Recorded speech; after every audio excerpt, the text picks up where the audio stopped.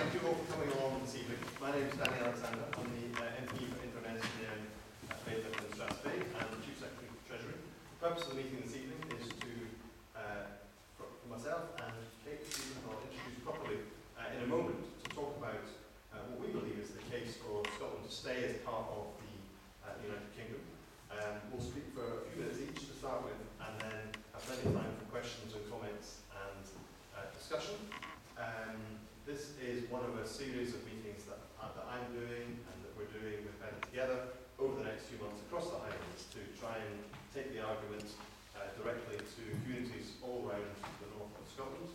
I know that the Yes campaign are doing similarly. We've got a cameraman from the Yes campaign here this evening who is going to film the proceedings. I'm not from the Yes campaign. Okay. I'm just a member of the public, pal. Very good. We'll see about that. But thank you anyway. Thank you all for coming. Thanks for making time on Easter Monday to spend a wee bit of time this evening discussing this. And we're doing these meetings because this referendum on independence is, by any measure, the most important political decision any of us will be involved in over the course of our, certainly my political lifetime. It's not like an election. In an election you can elect an MP, elect a government. If you don't like what they're up to, you can throw them out 5 years later. The referendum on independence is different because it's a permanent decision. If we vote for independence as a referendum, there's no going back, there's no changing our mind a few years later. In that sense, it's a decision that will affect everyone for the whole of their lives and for generations to come. So, for those reasons, I think it is important that we treat this differently to an election, that we have as wide-ranging a debate as we can, that both sides of the campaign get out and about and talk about their case, and that we really make the decision with the best information that we have available to us. I look at this debate very much as someone who is a Highlander, who's a Scot, who's also a Brit and a European as well. I grew up in Lochaber, on the island of Colonsay, and then in Lochaber.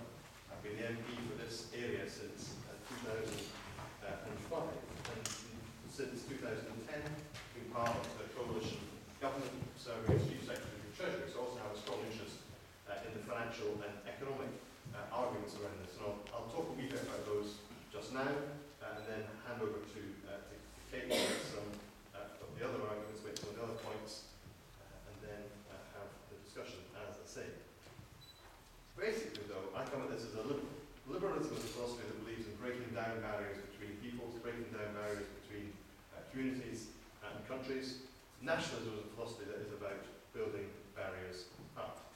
And I think that the most important point I want to make really is that as we look at the time we're in history, in the last few decades, we've seen movements around the world about countries trying to come closer together, to work more closely together. And just at a time when that's happening in the European Union and other parts of the world, and so on, I think it's precisely the wrong time to seek to break up what is the most successful and longest lasting alliance between countries, whether it's a political alliance, a social alliance, an economic, a monetary, whatever dimension you like. The United Kingdom has served us, has worked well for a long period of time, and I think now would be completely the wrong time to break up that very successful alliance between countries. Because the ties in the United Kingdom, they do run deep ties of family, of friendship, of history, and also ties that are about a shared interest in the future. And in that sense, the economic argument, I think, is particularly important. Now, I'm not one of those people who says that independence is impossible, that Scotland is incapable of being an independent country. Of course that is not correct.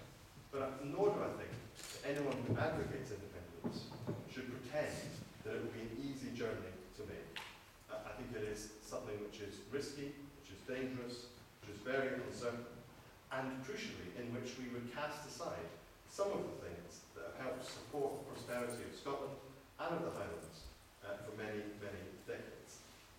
And that's why I think that the decision that we all make in this referendum has to be based on the best information, on the best facts that we possibly can get our hands on. One of the things I've been doing in government, and I haven't brought them all with me, but there's a huge stack of documents. You can get them on the gov.uk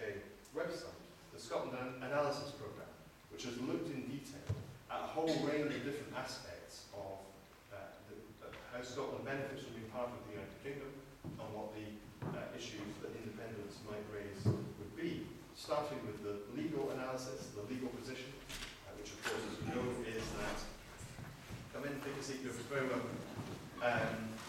Starting with the legal analysis, which shows that Scotland would be seceding from the UK and therefore be treated under international law as a new country. The institutions would stay with the rest of the UK. We have to set up a lot of those things, therefore, afresh.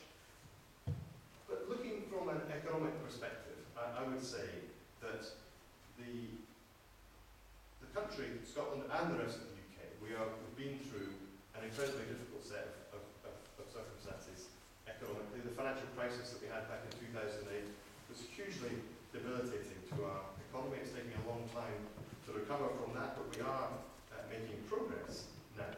And I think it is worth just dwelling on the financial crisis for a moment, because it's quite an interesting kind of thought experiment to say, if Scotland had been independent during the financial crisis, when it was two of the largest financial institutions, the Bank of Scotland and the Royal Bank of Scotland, that went most badly wrong, and which had to be bailed out by taxpayers from across the whole of the United Kingdom. How would we have fared with that issue if Scotland had been independent at that time? And I think the simple fact is that there simply would not have been the resources available to us to bail out those banks in the way that the UK was able to. And in that sense, it's one of many ways in which the deeper pockets, the shared resources of the United Kingdom have come to the benefit of Scotland. But it's also worth saying that the Scottish economy fares well as part of the United Kingdom. Just last week we saw some figures on employment and on growth. Employment up 68,000 in the last year across Scotland, 6 times the population of Port William. I haven't calculated against the population of Kirkhill, but it'll be quite a lot more than that. Since 2010, 139,000 jobs created in Scotland. It's equivalent roughly to the entire working age population of the highlands. Now, of course, jobs aren't created by governments, they're created by businesses and by people who work incredibly hard to make that happen.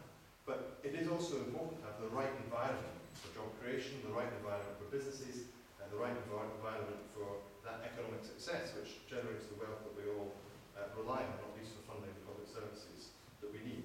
And I do believe very strongly that one of the things that underpins that economic growth, that job creation, that business success, is the fact that we're part of a strong, stable, wider United Kingdom.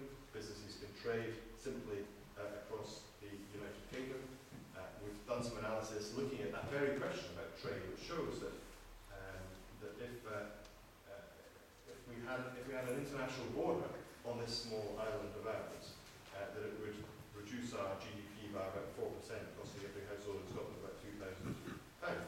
But we also have shared resources in things like the energy sector, where I don't know, people have different views about wind farms, but the whole investment in renewable energy, whether it's offshore wind, whether it's wave and tidal power and so on, all those things are supported by subsidies that are paid through the electricity bills of 30 million households across the whole of the United Kingdom. That again is an industry in Scotland that's able to be particularly successful because we're part of one United Kingdom. You could say the same about the financial services sector, which is hugely important, not necessarily in this part of the world, but in Edinburgh, employing about 150,000 people in that part of Scotland. The truth is that we have a highly integrated economy within the United Kingdom, and we also therefore share the benefit of one of the world's strongest and most stable currencies, the pound sterling. Now, this has been a controversial issue, the pound, and there's been a lot of debate about this. Alex Salmond insists that there will be a currency union if Scotland goes for independence. I'm afraid that just simply isn't going to happen. And I don't particularly look at this from the same perspective as Ed Balls or George Osborne, who are speaking on behalf of their parties in the rest of the United Kingdom and what they'd be prepared to agree to. But looking at it as a Scot, I'd say if you are going to embark on this hugely uncertain journey of becoming an independent country, and you're going to say, well, we're going to ask the central bank of another country to set our interest rates, so we won't be able to control that for ourselves, and we're going to be an economy that's heavily dependent on oil and gas, which is a very internationally volatile commodity, as we know, with prices of oil and gas go up and down, particularly oil up and down on a regular basis. And yet we're not going to have our own exchange rate to adjust, even though our economy is so heavily dependent on those things. And you know, you look at what happened in the Eurozone, where because there wasn't strong enough control over tax and spending in different Eurozone countries, the crisis was magnified through the common currency. And you say, well, actually, Scotland would also have to bind its hands on taxation and spending too, as part of a currency. So I don't understand really why anyone who advocates independence actually thinks that it would be a good idea to get off to a start as a newly independent country with both hands economically tied behind our back. So I don't think it would work for Scotland. It clearly wouldn't work for the rest of the United Kingdom either. And so it is, I think, important in due course that we hear from the advocates of independence what their alternative option really is. In closing, let me say this. I think that in Scotland we have, in a sense, the best of both worlds. We have a strong Scottish Parliament in Edinburgh that takes decisions on health and education, on policing and so on. And whilst we in the Highlands might very often be frustrated with some of the decisions that are made there, nonetheless, it's the Scottish Parliament that takes decisions in those areas. But as someone who believes in federalism, basically, that says that we should have power taking place at the most appropriate level, local authority, a Highland Council for some things, the Scottish Parliament for others, UK Parliament for the areas where we have most in common to work together across the United Kingdom, and then of course we also have the European dimension too, with European elections this May, where we, Scotland, have 6 MEPs out of 500 odd MEPs in the European Parliament. Those people go to the European Parliament to speak up for Scotland. We don't shape by ourselves what goes on in there, but we have influence over it, particularly as part of the United Kingdom. I think that is an arrangement that works well. I think it gives us the best of both worlds, control in Scotland of things that are particularly important in Scotland, but also an ability to share across the United Kingdom on some of the issues that are best shared, best dealt with across the whole of the United Kingdom together. So that's why I believe that we're better together. That's why I believe that economically, politically, for many other reasons, we should vote no to independence in the referendum in September. But I also want to see the Scottish Parliament get stronger in the years to come. We've already legislated for more powers that are going to come down the track over the next 2 or 3 years. I don't know how many of you know that as of 2016, you'll be paying a Scottish rate of income tax that will help to fund the work of the Scottish Parliament. That you'll no longer have stamp duty in Scotland. Instead, there's going to be a new land and property tax that's being introduced, because that is again another power that has been devolved. I'd like us to go further to see the majority of the resources that are spent by the Scottish Parliament being raised by the Scottish Parliament in Scotland. That way we'd have more financial accountability and financial responsibility in the Scottish Parliament too. But I think that sits best within the framework of the United Kingdom, which has served us well for very many years, and which adds strength and weight to our economy, to our jobs, to our growth in Scotland. And for those reasons, I think we're better together. Thank you for listening.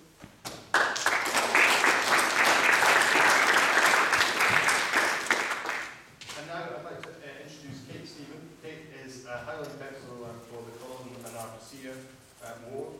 She's also the Liberal Democrat prospective candidate for the Ross Skye and Lochaber parliamentary constituency for the Scottish Parliament in a few years' time.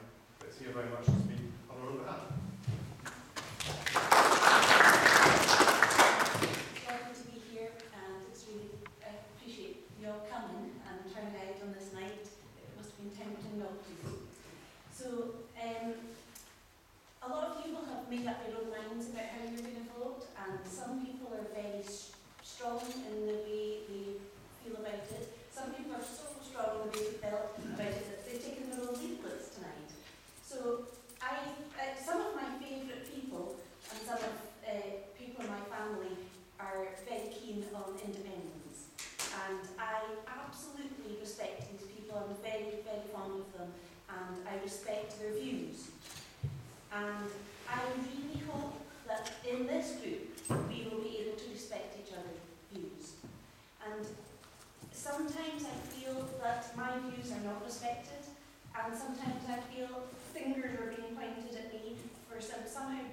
disloyal and not very Scottish, and that doesn't sit very well with me. I come from an academic background, and in academia it's very, very important to debate facts, to look at facts, to scrutinise, and absolutely to disagree and to pull things down and to challenge. I am absolutely not afraid of challenge, but I think it's really important that we all respect each other's views, whatever they are, and we have an ability to speak out without fear of being intimidated or, personally attacked. So, one other bit of advice that I was given, a lot of people sometimes, I don't have that many conversations with very angry people, but occasionally I watch the TV. I try not to, because I find it a wee bit depressing, I was saying earlier, but sometimes you watch these debates on TV about the referendums, and people are angry. And one of the best bits of advice that I was ever given was never make a decision when you're angry. So whatever we do tonight and whatever we do in the next few months and whatever we do on that date of the 18th, let's try and do it with a calm head. And yes, be passionate and care about it, whatever we vote, but that we actually do it with a bit of thought and not just anger.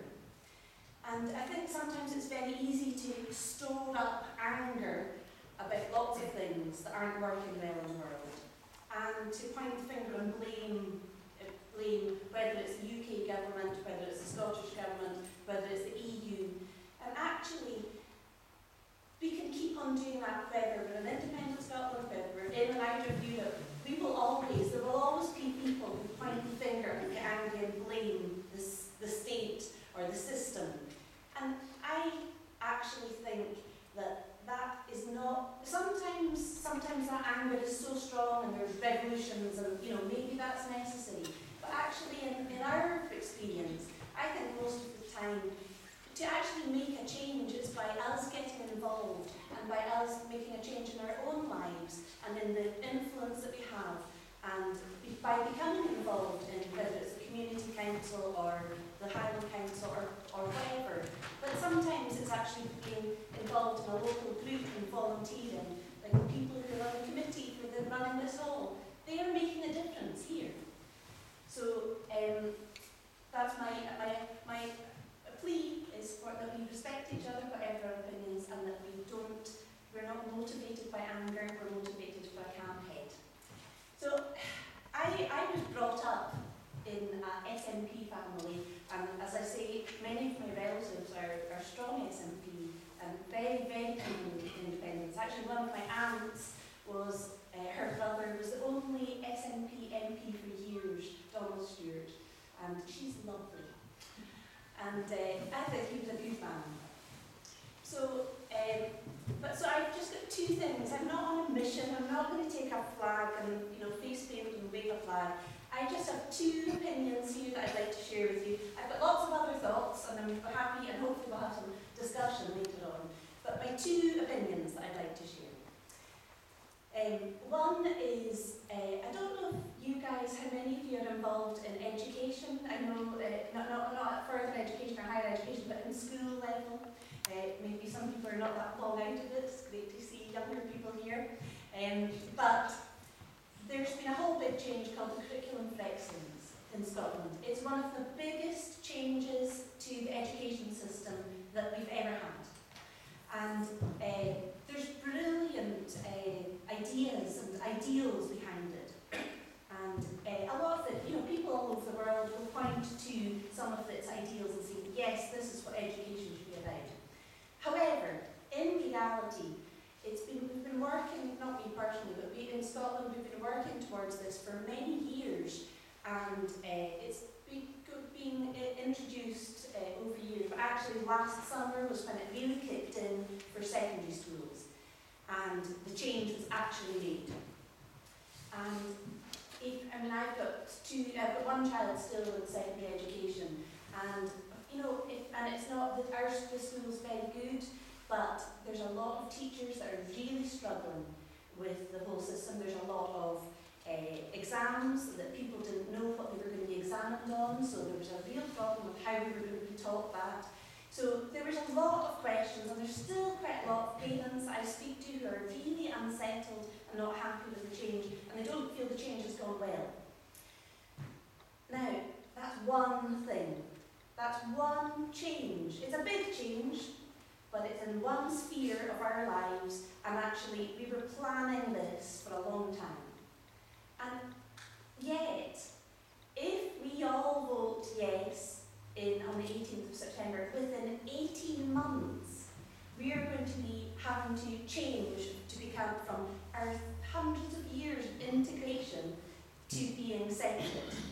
And I worry, and this is my view, I worry that that level and the huge size of that change in that very, very short time is a recipe for disaster. I actually, if I was going to plan a change of that extent and that magnitude, I wouldn't give ourselves 18 months for it. And especially when we don't know what we're planning for sometimes, because a lot of it is about negotiation. And that's my second point. The second point is about negotiation. There's a lot, I haven't read every word of the white paper, but I've got a copy and I've flipped through quite a few bits of it, and I'm particularly interested in some sections. And some sections that, you know, when somebody's on the radio and they refer to page 325, I'll go and look at, I'm a bit sad, go and find it, look at 325 and see what it actually says. And a lot of it says that we're going to negotiate with the rest of the UK. And this is a bit personal, but I actually think that has got risks as well. I have personally been divorced, and a lot of friends and family members and people I've known over the years have, you know, I've seen the couples, and then, you know, they think, yeah, it's not working out so well, they're not getting on, and then it starts off amicably, where they decide to go their separate ways, and then once the decision is made and the split's made, and they actually go into their corners, and the lawyers get involved, and things can get so ugly. And people, when they get into their sections and they look after themselves, and I think, how is that not going to happen? Because if the rest of the UK will start to be defensive and look after its own interests, they will not be the same as Scottish interests. Scotland is going to have to fight for its own interests, which will not necessarily, there'll be a bit of conflict there, obviously. I think the people who are going to do well, and no offence to anybody personally who is one, but the people who are going to do well are the lawyers. And I actually would much, much, much rather that we focused on dealing with some of the real issues and the real challenges we have in Scotland and in the Highlands that are really, we need to address, and difficult questions and changes that have to be made. That's what is the important thing for us to be worrying about, and that's what I hope we'll be focusing on after September. And I kind of almost grudge the time, because I think we're being diverted. There are big issues to be addressed in just now, and this is I mean, it's good to have a referendum, it's good to have a debate, but actually, I think we're missing the point of it. So these are my two personal views on it. And I know some people will maybe agree with some of it and some people won't. But I look forward to having, you know, discussions, hearing your views and hearing your questions, and having a chance to talk about some of the other things. So thank you.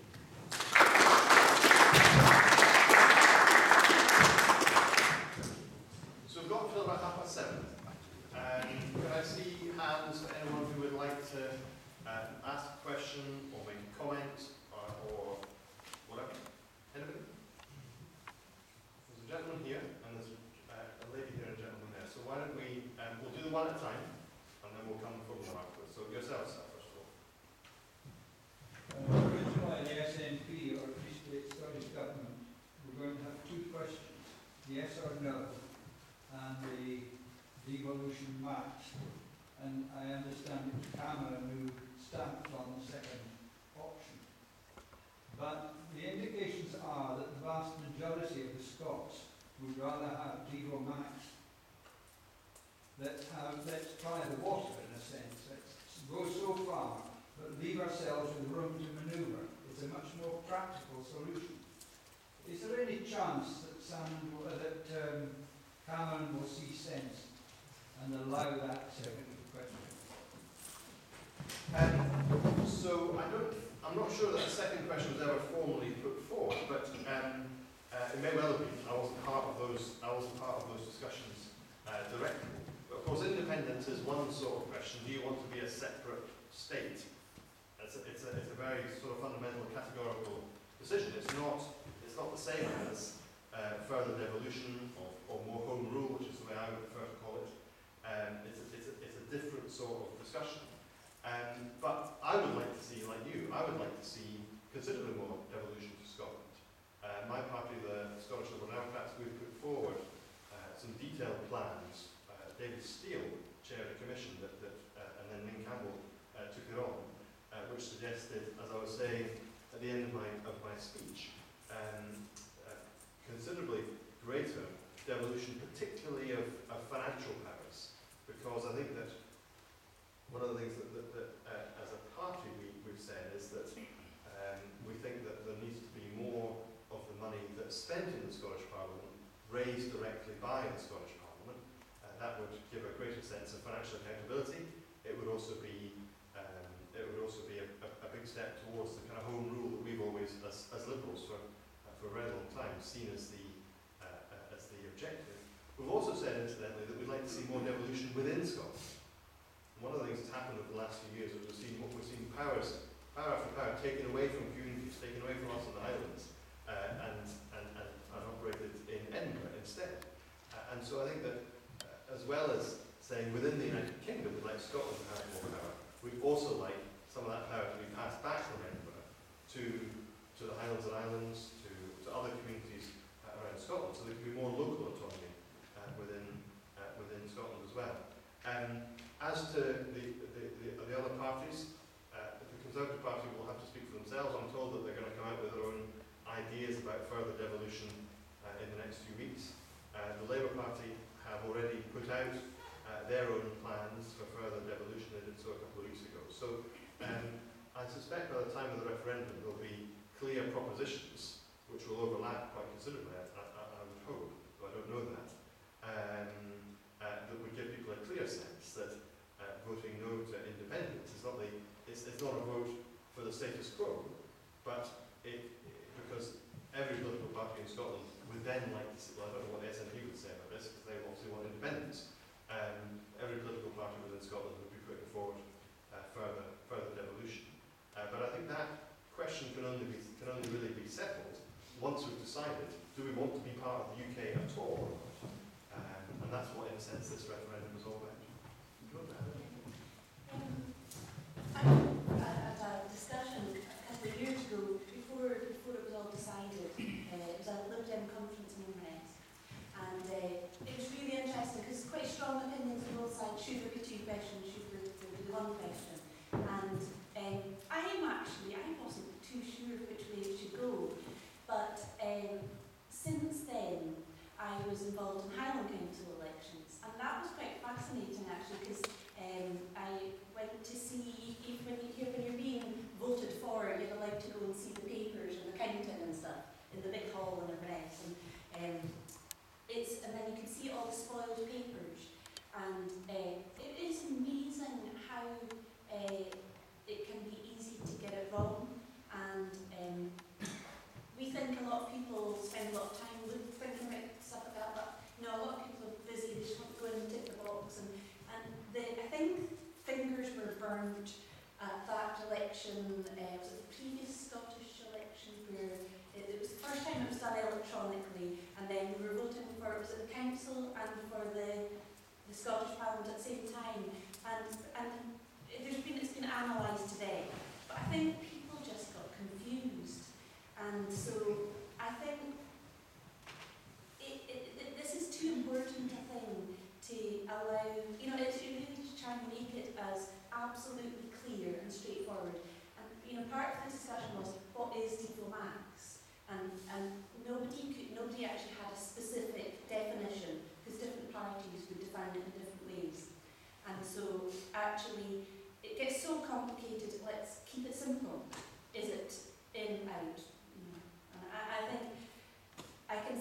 advantages of having a Devo Max question in, but at the end of the day, we've just been asked one question. It's a very important question, but I think it helps to maybe clarify the mind a bit. There's a lady there with a purple coat on, and the next question, and then after that, gentleman with the beard there. Do you want to ask a question? Yes, I've got a question locally, really, but I think probably it's all over the country at the moment. The unemployment number in this constituency has gone down in the last financial year, but unfortunately at the same time the numbers of requests for food from Highland Bank and pension have gone up by over 2,400 people asked for requests last year, and that's 28% up. Now this is right all through the country. What's the answer to that?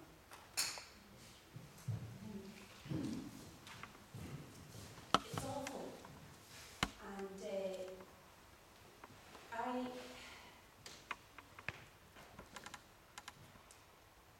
life has changed. In my lifetime, I have fluctuated, and my fortunes have fluctuated. So I have been what would be considered below the poverty line. And I have a lot of friends who were in the same position. And so poverty is a dreadful thing, and I still love going around Tesco's or a supermarket and then switching and thinking, is it £35 or is it £45? Well, it doesn't matter.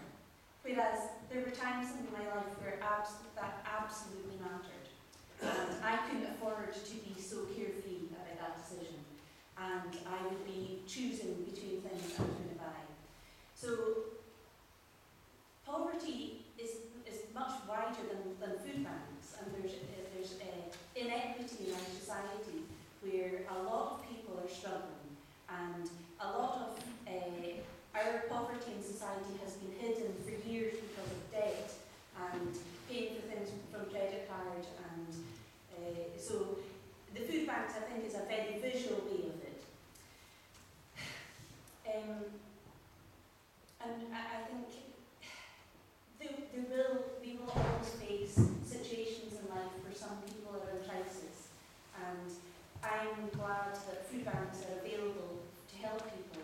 I think part of the problem is about delay and the time it takes for systems to kick in place. So somebody will be given a redundancy notice, and then within a week they have no income, and they don't have savings to fall back on, and yet the state doesn't kick in with benefits in time to fill that gap. And from what I've heard about food banks, it's that crisis time that is the hardest bit.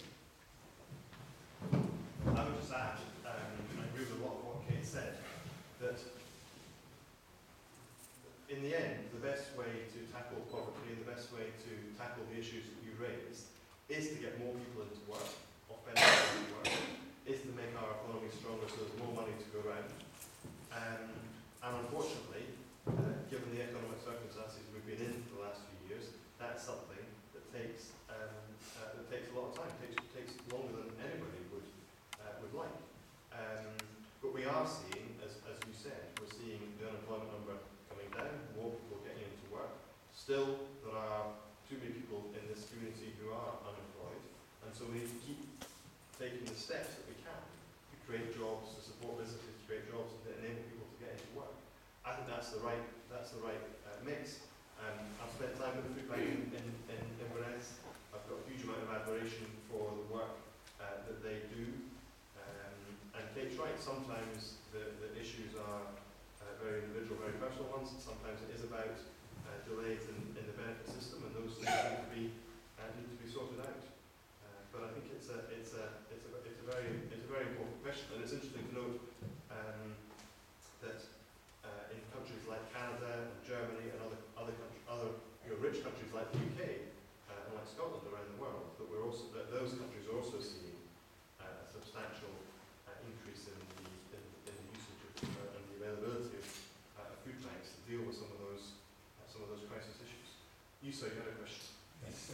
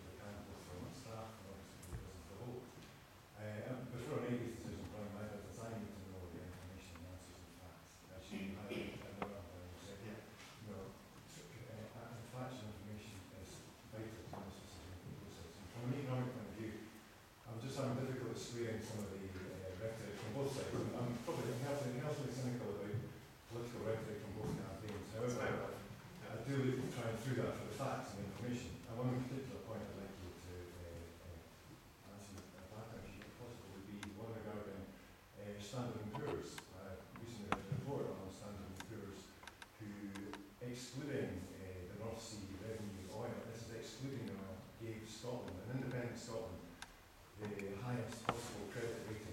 Standard & Poor's are a global credit rating company. So I just wonder if you agree with their findings on that report. And second, if you do, how can we square a lot of the rhetoric on both sides with those findings? Because if those findings are accurate and true, and that would have a very strong, as an independent country, a very strong credit, in fact, the highest credit rating we said, in some ways better slightly than the reduced double A credit rating the UK now has. How can the rhetoric we're hearing, which is coming from primarily invested together, that there will be risks, high risks of monetary risks, pension risks, employment risks, financial risks, how can you square those against an external body who would give an influence on the highest possible rating? That's excluding oil. If you then add in, albeit a volatile asset, you add that asset on top, surely the facts of those arguments start to stack against the rhetoric that would, as an independent country, be struggling. As a businessman, I would be looking at those facts and figures and making my decision, which is always going to be a risk, making my decision on those facts. I'm just curious how you would kind of square those two things. It's a very good question, and I think you're right to say that we need to have all the facts and we need to examine all the facts in this debate. The standard report, the credit rating agency report that I saw recently was one that was actually looking at what would be the implications of independence for the rest of the UK, as opposed to doing a credit rating of an independent Scotland, because clearly independent Scotland doesn't exist yet. They don't know what the legal or regulatory framework or the decisions that we made on various things would be in an independent Scotland. And This so, is what Standard & Poor's judgment on an independent Scotland specifically, Well, on the resources, yeah. the balance sheet. Can I answer the question? Absolutely. yeah. I look at the evidence that we have from the Institute for Fiscal Studies, from the National Institute for Economic and Social Research. There was recently a report from the Centre for Public Policy in the Regions, which was based in Edinburgh, all independent think tanks. And they were all looking at this question about what actually would be the fiscal position, what would the income, what would be the expenditure of an independent Scotland. And they've all come to strikingly similar conclusions, not identical, but similar. And what they conclude is this: even when you take the oil revenue and you take not the highly optimistic forecast of oil revenue that was in the white paper, but you take the independent forecast from the industry, from the Office of Budget Responsibility and so on, and you divide it up on a geographical basis. Now that would be left for negotiation, but that's the geographical basis is the one that the SNP argue for, and seems therefore the right way to do the analysis. What they conclude is that the public finances, which is what credit rating agencies look at amongst other things, of an independent Scotland would be in a worse position than the rest of the UK, and would get worse over time, because this is one thing I hope we can all agree on. North Sea oil has been a fantastic asset, but it's also one that is in decline. All of the industry people and so on agree with that. There's a lot of work going on to make sure, I've been involved in this, to make sure that we have the right policies to be able to get every last drop of oil and gas out of the North Sea. And then they also look at the issues around pensions and the issues around the demographics of the population of Scotland. Scotland has an older age structure, if you like. So where the issues about an ageing population, which affect every developed society, the costs of pensions and all the other things that build up because of that, those costs are coming down the track faster in Scotland than in the rest of the UK. And so all those Institute for Fiscal Studies and so on organisations look at those things, and they see the gap between what we raise and what we spend in Scotland getting wider over time and being much wider than in the rest of the UK. I think the Institute for Fiscal Studies figures suggested that in order to keep the gap the same and be able to pay for the pensions and so on, we need to raise another £1,000 a year from every, from the income tax is done lots of ways, from every taxpayer in Scotland. So I don't accept that. I don't think anyone should vote for independence on the basis that the public finances are going to be not be benign or more positive than they are at the moment. I think there's a lot of evidence to suggest that they could actually be more difficult, and that would be one of the first challenges that an independent Scotland, if it was set up in 18 months, would have to face, because there would be all these costs to be met, and then there were some unfunded promises in the white paper as well to do a charge and tax cuts of various sorts and so on. All those things have to be paid for. And you'd also be in a position of setting up a new state, which would have to borrow money for itself in the international markets. It wouldn't have any track record. Again, that same National Institute for Economic and Social Research, they looked at what would be likely to be the interest rates that would be charged in an independent Scotland. Sorry, not charged to individuals. What rate would independent Scotland be able to borrow at in the international markets, to be precise? And they thought that an independent Scotland would pay a premium over UK government gilts of, I think, between 1 and 1.7%, because of the extra risks that people will see of lending to an independent Scotland. So my worry, and of course, there are lots of reports on this, and that's one of the reasons you asked the question. But my worry would be that the public finances would be worse, that we'd have to raise more taxes to pay the bills, or make savings in order to not to have to do that, and that the borrowing costs, and we'd still have to borrow a great deal if there's a substantial deficit, the borrowing costs would be higher, and that would also be a risk. Whereas one of the things we have within the UK is those risks are shared, they're pooled. Now, that doesn't mean that there's no risks. You know, we've seen that in the financial crisis. But what it does mean is that the risks are shared over a much wider population, over a larger economy, and therefore we can find a way through. So that would be my answer to your question.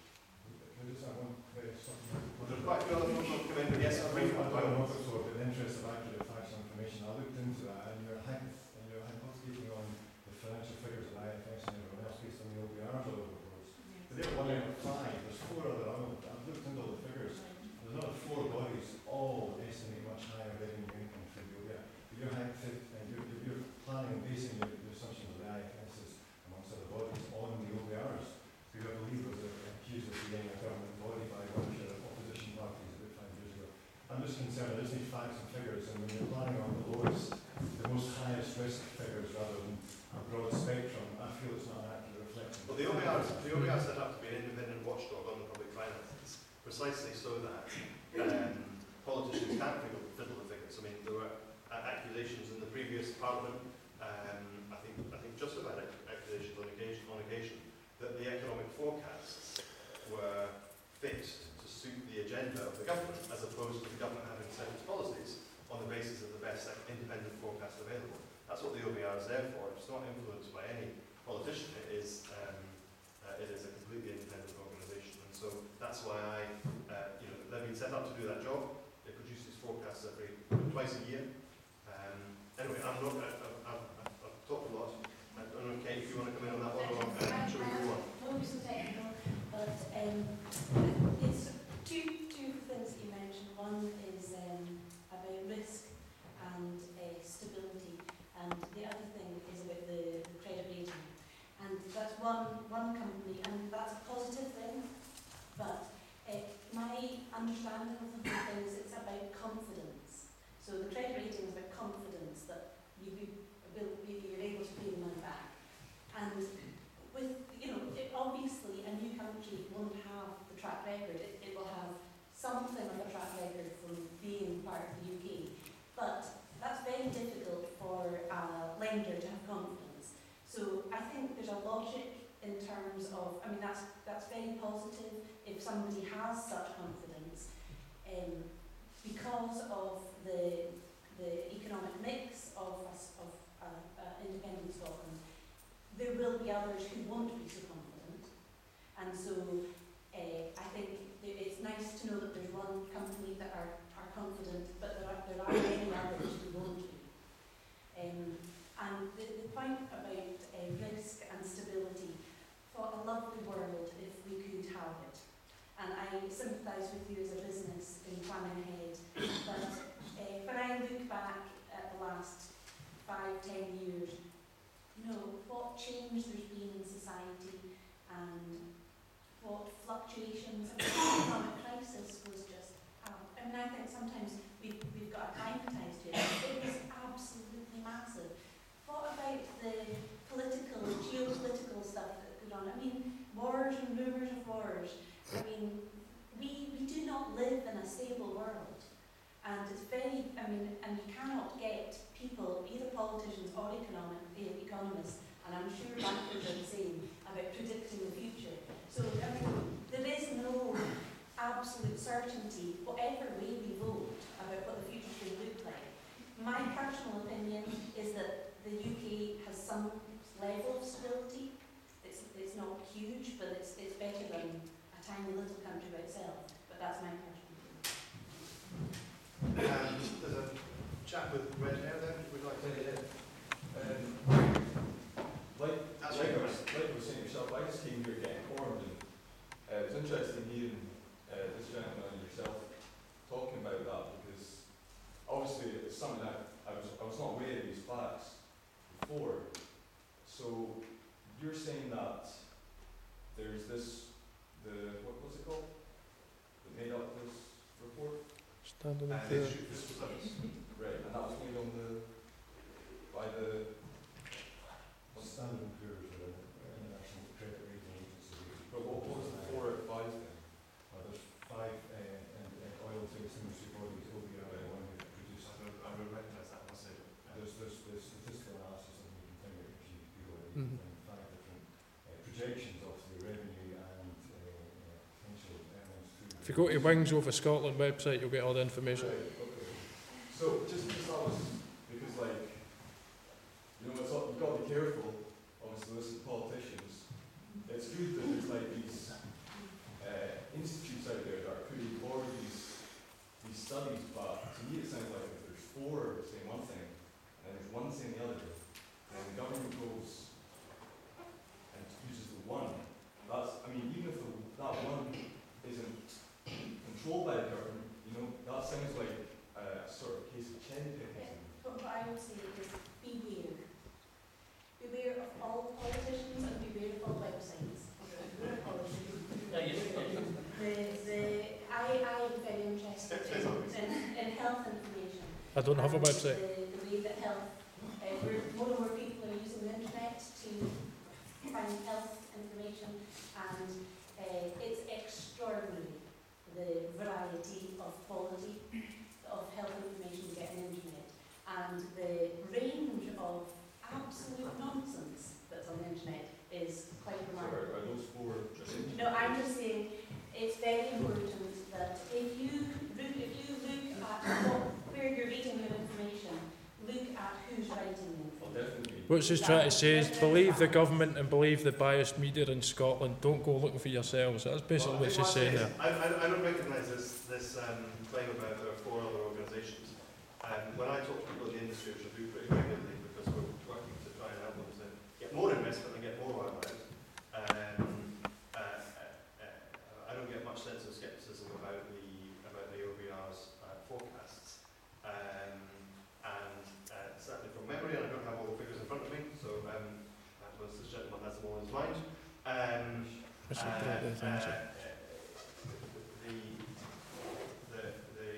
The forecast that the OBR's put forward on oil revenues is one that is not out of line at all with the kind of consensus in the industry. Maybe some other forecasting bodies who have more optimistic numbers. Obviously the Scottish Government for their white paper drew on some very optimistic numbers, but they've been pretty widely trashed. Obviously, like, that's what I'm saying is that I'd expect the Scottish government Don't worry, to you'll take get the optimistic ones, and then I'd expect the British government to take the least optimistic ones. But if the average is with the 4 as opposed to the 1, you know, then just from my perspective, from any sets, I don't think it doesn't is. seem like cherry picking to me. As Kate says, information's there, but get facts.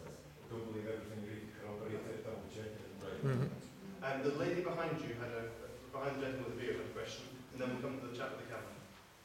Hello, yes. My question is about the West Lothian question, which I think has been completely unanswered by most of the Better Together campaign, with the possible exception of the Liberal Democrats who are wanting federalism. Only, I think it was like last week, Polly Toynbee, the Guardian journalist, was on the telly on Andrew Neil's programme, I think, saying that, essentially saying that in the event of a no vote, the Scottish politicians would never get to be leaders of Westminster parties again. She mentioned you by name, Mr Alexander, that you wouldn't even get in high positions in government like Chief Secretary for the Treasury. And if that is true, and that's how a lot of English people think, then if we don't do anything about the West Lothian question, we are not going to have democracy in Scotland, because we are not going to get... That's what the West Lothian question is. It's Tam Diel back in the 80s, I think, saying that if you get... he was against devolution. He said that if you get devolution, you're going to get Scottish MPs voting on things that do not affect Scotland. And it happens when Labour wants to pass something and they know that it's only just, they will get the Scottish Labour MPs, say about education, which only affects England and Westminster, they will get lots of Labour MPs to vote, Scottish Labour MPs to vote on it. And that's unfair, that's undemocratic for England, that's not fair on the English voters. No. I don't think, and it has never been answered to my satisfaction. Now, I think devolution is a great thing. I think Scottish Parliament has done a lot of good things. But there's Polly Toynbee, a generally, left-leaning politician, saying that the English people just will not stand for Scottish people. It's one of the reasons Gordon Brown was so unpopular, not the only one, but it was one of the reasons that Gordon Brown was unpopular, was that he was Scottish making decisions about English things. Now, the Liberal Democrats have rightly said that federalism is what they want. That's what personally, that would be my best choice. I think that would be great. I have English relatives, I have Scottish relatives, but the Labour Party aren't saying that, the Tories aren't saying that. You can't, Better Together are not united on this, and until Better Together get united on this, how can, the West Lothian question isn't going to be solved. The only other way to solve the West Lothian question that I can see is independence. Can you assure me that Better Together are going to unite behind the Liberal Democrats' smashing idea of federalism? I'm afraid I can't give you that assurance necessarily, but it's interesting. I mean, within the UK now, it's not just the West Lothian question; it's the West Belfast question, it's the West Wales question, if you like, because there's similar degrees of devolution, well, greater to Northern Ireland, a little bit less to Wales. You've even got the kind of West London question, because the London Assembly now has some powers over some things, and I prefer a federal system. For the reasons that you said, it's coherent. It just makes clear at what level different powers lie. And that's the sensible way to go forward. In the end, it has to be for the people of England outside London to resolve for themselves what they think their appropriate constitutional arrangement should be. And no one that I'm aware of is proposing, no political party is proposing that Scottish MPs at Westminster should have fewer voting rights. Polly Toynbee said many things that I've disagreed with over the last many years, though she is very sensible on British membership of the European Union. And that's, I think you've just added another one. I didn't read that article. You've just added another one. No, it was on Andrew Neil, on the telly, and she mentioned you by name. You can Google it. Well, I better had. There's a chap here, and then we'll go to the guy with the camera.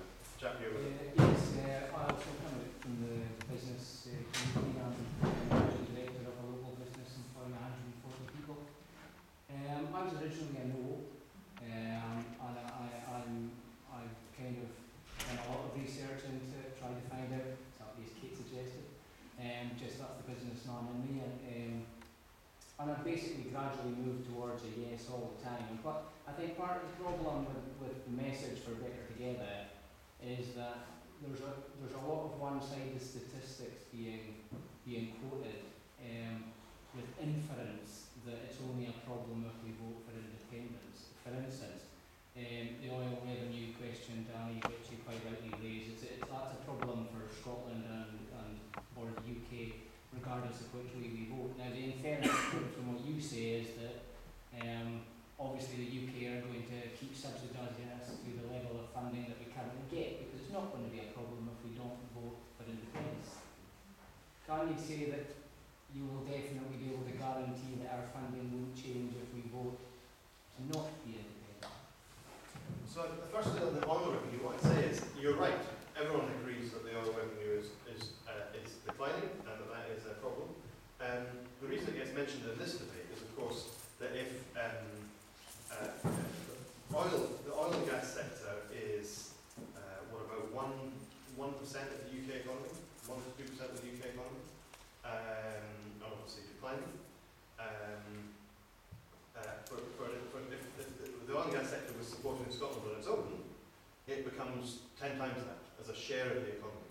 So it becomes so the dependency on those revenues is much greater, and therefore the loss as a share of the economy is much greater. And that's why it gets aired in this debate, not because loss of revenue from oil and gas isn't an issue for everybody. You're quite right, of course it is. But there's a big difference between seeing something which is 1% of your economy declining over time, that is an issue that has to be dealt with in other ways, compared to seeing something that's 10% of your economy, 10% of your revenues declining over time. In terms of the way in which funds are allocated within the United Kingdom, there's a thing called the Barnett formula. I think it works very well. I think it works well for everybody. I certainly would not want to see it changed. I'm not aware of anybody, any UK political party, proposing to change it, except in one respect, which is what I said earlier about further devolution. So we already have, coming down the track because of the Scotland Act in 2011-12, I was Secretary of State for Scotland for 17 days. Before becoming Chief Secretary of the Treasury, a friend of mine said I was the youngest, shortest serving and most successful Scottish Secretary in history. You can work out why for yourselves. But the one thing I did do was to make sure that there'd been a thing called the Calman Commission, which came up with recommendations for further devolution, so to make sure that that legislation was passed rapidly in the Parliament under the coalition government and with the support of the Labour Party, and also ratified by the Scottish Parliament in Edinburgh, so something about consensus. And so with those revenues from income tax, from stamp duty replacement, from I think landfill tax and a number of other smaller taxes going directly to the Scottish Parliament rather than being collected and then dispersed. Obviously that changes there has to be an adjustment to the block grant in order to enable that revenue raising directly to happen. Clearly, if we were to change it further, as I wish, so that more of Scotland's expenditure is raised as revenue to the Scottish Parliament, there needs to be adjustments to take care of that. Those adjustments have been agreed between myself and John Swinning as being sort of fair to all sides, as it were. But beyond that, I certainly don't foresee any change, no. Just a follow up on that. Sure. Yeah, I would agree with what you said there. The bottom line is these issues are uncertain no matter which way we go. But as a businessman, on the basis that I think it's generally accepted that Scotland has been a net contributor to the UK economy for many years. I don't think that's disputed amongst anybody. What we're being asked to do on September the 18th is to decide between voting yes, in which way we get this short-term discomfort, which will definitely be an issue, but we get to control our own policies, our own future, and we get to keep the money that is deservedly ours, or we vote no, and we have no assurances at all. You're not in a position to be able to vote to offer us any assurances, because you can't tell us what the future policies are going to be in future governments. Now, as a businessman, there's only one way to vote. By the way, you can't tell me either what the future policies of whatever you can control it. That's an interesting point, because we might say in the Highlands, do we control the Scottish Government at the moment? Do we control their plans to impose average speed cameras on the A9? Do we control their plans to close the police and fire control rooms in Inverness and centralise it all in the central belt? Do we control all those changes that are happening, which, by the way, I don't think save any money? There are things that are being done to the Highlands. So my point would be, actually, we say in lots of walks of life, Winston Churchill had a phrase which he made in the 1940s after the war about Europe coming together, which is there's a larger sovereignty in play. So you might say, well, here in Kirkhill, we don't like some of the things that Highland Council's doing. It'd be easy to say, let's take ourselves out of the Highland Council. We don't say that. We say, let's elect some good councillors to work within the Highland Council to try and win the arguments we want. We do the same as the Highlands electing. We elect 15 representatives to the Scottish Parliament out of 129. We don't have a Highland majority in the Scottish Parliament. Some things happen that suit us up here. Some things happen that don't suit us up here.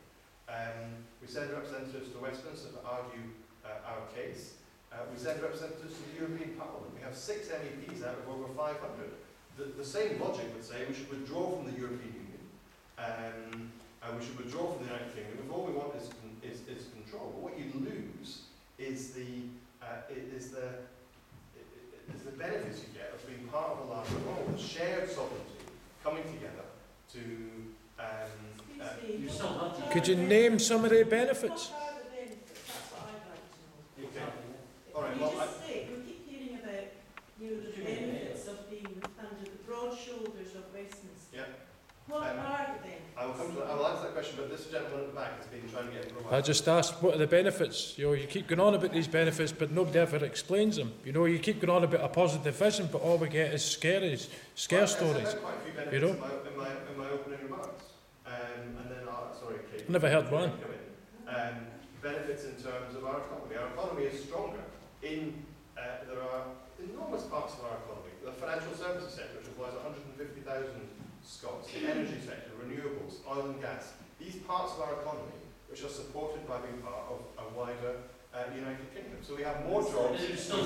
How does it benefit Scotland? What is it about Scotland and Scots people that we're so daft and uneducated that we can't make our own decisions about our own country when there are hundreds of other countries that are smaller than us, that are independent, that don't have the resources that we do, and they're managing perfectly well. What is it about us that you think we can't manage by ourselves? Tell me that. Please just tell me, what do you think is the reason? We precisely aren't deciding for ourselves. We're deciding for ourselves whether to be independent or not. My argument against independence, as I said earlier, is not that we are as a country incapable of being independent. It's that we're better and stronger and more united and more able to advance our more. You don't just say we're better, we're stronger. Well, I just did, and you shut me down. I think there's a really interesting thing that happens with people, and it's almost like it happens in a lot of different spheres where you actually only hear what you want to hear. You're patronising. No, I'm sorry, but no. He said at the beginning, he said that obviously Scotland could govern itself. He said that. Yes, I heard him say that. So nobody is saying, and how ridiculous it would be to say that Scottish people aren't capable of doing that. Exactly. So I haven't heard anybody say that. But that is what he's suggesting by saying we're better and It's not about capacity. Absolutely. Yes, and Scottish people have been in world leaders in various different spheres for centuries.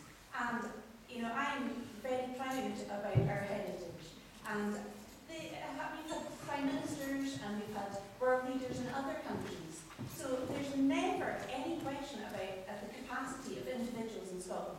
There's absolutely none. We have plenty capacity. But we have no rights when it comes to voting. Well, we have got A democracy, because when we vote, it doesn't matter what we vote, because of the numbers south of the border, we get what they vote. But it's How is that a democratic country? How is that democratic We've voting? got an example here of a Highland lad Oh, who's I'm sorry. We sold his soul to get into power with the Tories. Come on.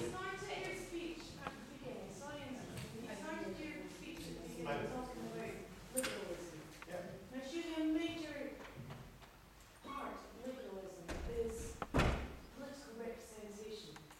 Now, for me personally, this is what this debate is about. I am interested in economics, but it's when it gets down to the political representation. Now, I'm sure there's lots of people here that don't feel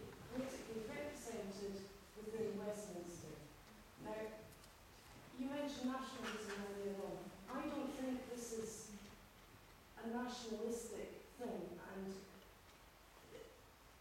for me what's important is for my little voice to be heard in my government.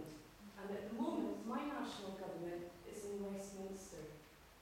My vote doesn't play a part whatsoever in the outcome of a general election to Westminster. Now, I cannot see how having an independent Scottish government would not increase everybody's political representation in the whole Yep. country. Yeah. Minority party. I have voted for years, and I've never been governed by the people I voted for. And you don't know that. Oh, tosh. Tosh. I don't think that will change particularly. It's about scale. It's actually the scale of democracy. That's the important thing. And so if everybody wanted their voice to be heard, that's a many dictatorships. The nature Oh dear. how we want the country to be run. Yeah, But so we're just You better wrap up the show. more important than your view and everything. That's it. We all have an influence. Exactly, but at the moment, the Scottish people's view, because of the way that Westminster is run, because of the voting procedures to get our representatives within Westminster, it's not, we're not on an equal playing field. well, I don't And agree we with that. haven't been I have to say, for a long time. Trident for one. Let me just try and answer the question. So it is an important one. And I would say that you can look at it from any geographical area, from any perspective, and say, well, I look at a lot of what the Scottish government in Edinburgh is doing at the moment to the Highlands, and I say, well, I didn't vote for that, and I don't think many people here did vote for that. I can look at some of the, well, no, I don't think it is all right. But I think the idea that you think that having independence and a Scottish Parliament elected by is going to be a panacea for your views being delivered. Well, you do have representatives. I'm your MP, that's why I'm here. I might not be next time. No, that is true. I might like somebody else next time. That's the beauty of democracy. No, can I just finish? Because I do want to answer the question. I might not be next time. You might have somebody else. I hope you'll re-elect me, but that's a question that is Never. that's a question that will only be on will only be answered once we've decided whether we're going to be part of the UK at all or not. We have representatives in the European Parliament. A lot of European decisions are taken that affect us very directly. I don't know if there's any farmers in the room, for example. All right, but the whole. Hold on, you keep going on to these things, but can I just come and say? No, you can't. Can I just finish answering the lady's question, and then we'll bring you in, because it is an important point. If you want to control everything, then you say, well, let's not be part of the European Union anymore. Now, I want us to be part of the European Union. Come on, These things are for the people of Scotland to decide once we're independent. We will have to. Yep. We will have to. If we vote for independence, we'll leave the European Union and then have to negotiate our way out. We'll get that anyway. And the terms of membership may very well be different. No, I don't know. We gave our dear Evan have a debate, not only listen to you two. Can you let the man speak? That's democracy. Not yattering on your slighting remarks. Yes. You are question. I'm going to have to wrap the meeting up shortly because we said we'd finish at 7:30 and it's already 4:30. There's two ladies here who had their hands up for ages. A lady in a down jacket at the back and a lady in green. We'll have both questions, we'll answer them and then we'll wrap the meeting up.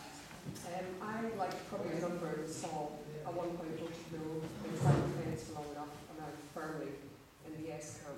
And the reason I'm firmly in the yes camp is you guys can't convince me, because you haven't convinced me up till now, that you can do a better job than we can independently. I work in social care, and I work for Kate. You talked about, your time on the poverty line. Now, lots of us may think that we live in the poverty line or below it because of figures that we're given. You know, you have to earn a certain number of thousands before you're above that. But we have no idea, no concept whatsoever of what poverty is like. And these people have one thing, and that is their vote. And I can tell you that you should be so afraid, because these people will use their vote this September, and they will vote yes. Because basically, things like your universal tax credit we so proudly shout from the rooftops that we introduced are ruining these people's lives. And the one thing is, yes, they know that we're going into a hinterland. We have no idea what awaits us on the other side, but we're prepared to take that risk because it's not going to get any better.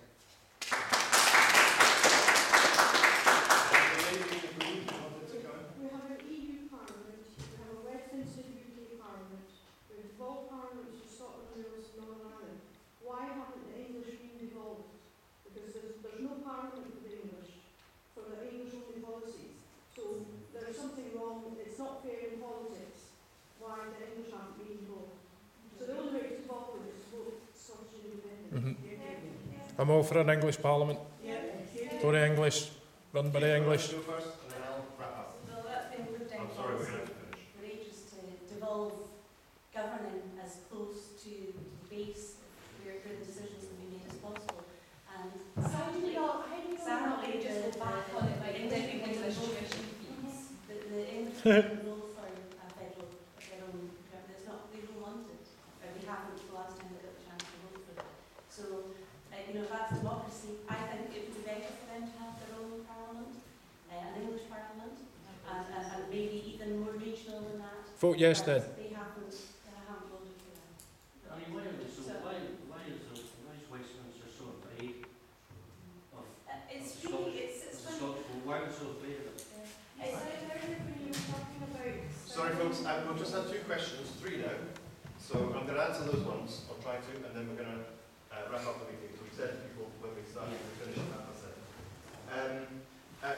Firstly, in answer to your question about devolution for England, Kate answered it. I mean, there was a referendum in the northeast of England about devolution to the northeast of England. People there voted against that. At that time, there were proposals to have devolved assemblies or parliaments in other regions of England, but those were all shelved, and the northeast voted against it. People thought the northeast was the most. So the only area in England that has a strong degree of devolution is London, with the London Assembly and the Mayor of London, who has some powers. So, in a sense, it's precisely the same point that we made here, which is, you know, people were asked in a referendum what did they want. They voted no, and so things continued as they are. In terms of the first point, and the point I make to you is that I would be very sceptical indeed of claims that say that independence is the answer to all of those problems. I have to say to you, I really do. I think that I set out some of the figures earlier on public finances and what would be the resources available. I think the idea that under independence suddenly there'll be so much money flowing that all of those issues could be solved through higher benefit payments is simply unrealistic. If you look at what the costs are, if you look at what the likely financial resources are, certainly in the early years when you can reproduce something, then I think that actually the choices that would be faced would be tough ones, because there would be a larger gap between what we raise and what we spend. There would be these issues of creditworthiness that were raised earlier, which would potentially cause us to have higher costs of borrowing. I suspect that they would.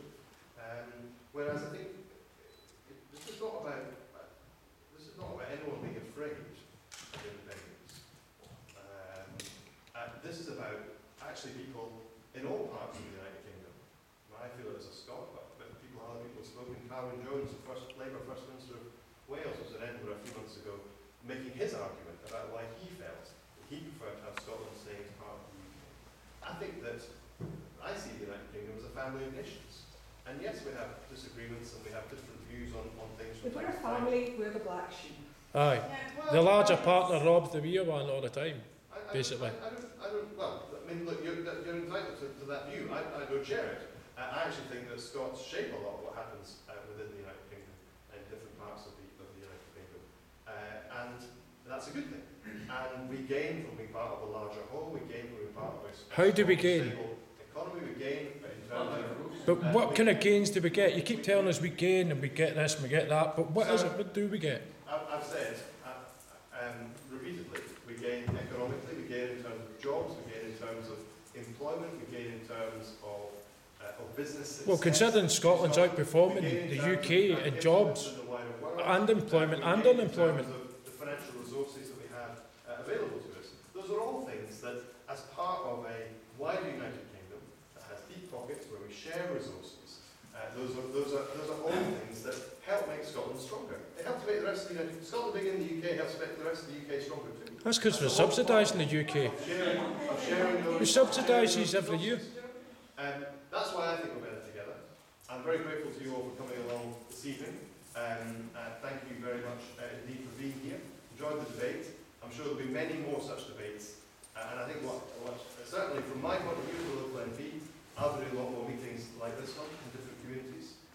Better Together will be organising a lot of activities like this. I'm sure that the Yes campaign... They're organising a lot, but they're not getting many folk out.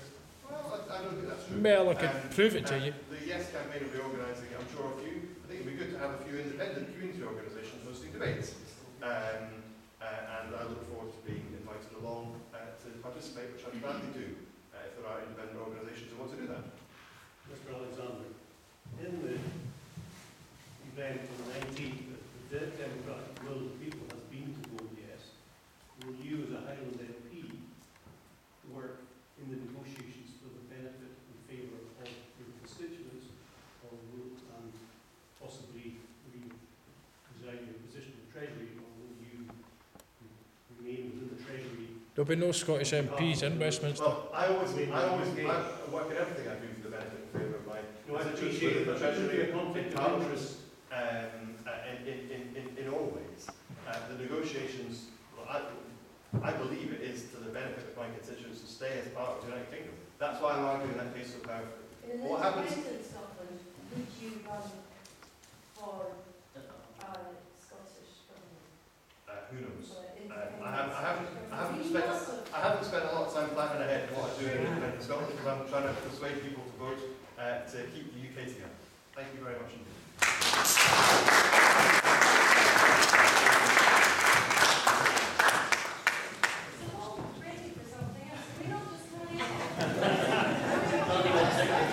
You want me to go up there and give a Yes Scotland speech?